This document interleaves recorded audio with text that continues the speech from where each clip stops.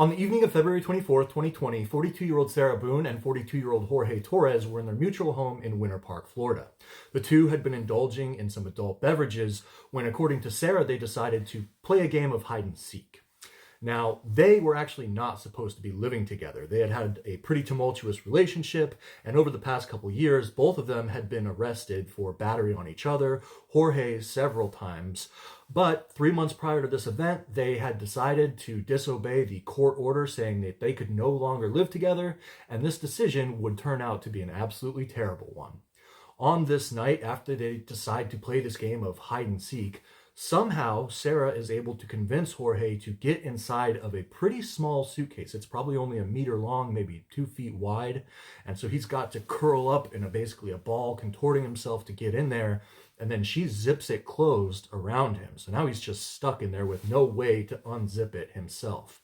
As soon as she does that, she backs off, takes out her cell phone, and she starts filming. This is just after 8 p.m. And in the first video, you can hear him begging, "Please, please, Sarah, Sarah, Sarah, Sarah." He's saying her name over and over again. "I can't breathe." And you can tell by the sound of his voice, he really is struggling to breathe. But she is laughing and jeering at him, saying things like, "That's how it feels when you cheat on me," or "That's how it feels when you choke me." She's saying things like, "That's what you get for all the things you've done to me, for all the things you've done to me." But he just keeps begging and pleading, "Sarah, please, Sarah, Sarah, Sarah."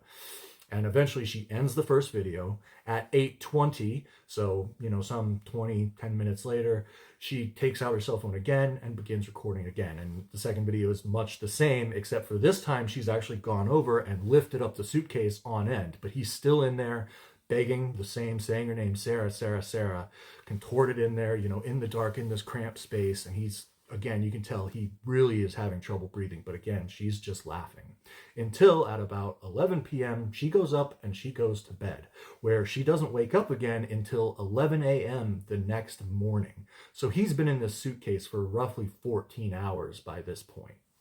She goes downstairs, opens up the suitcase, and he is purple and cold and clearly deceased. She wouldn't call 911 until 2 hours later at 1 p.m. after her ex-husband, who she called first, told her to.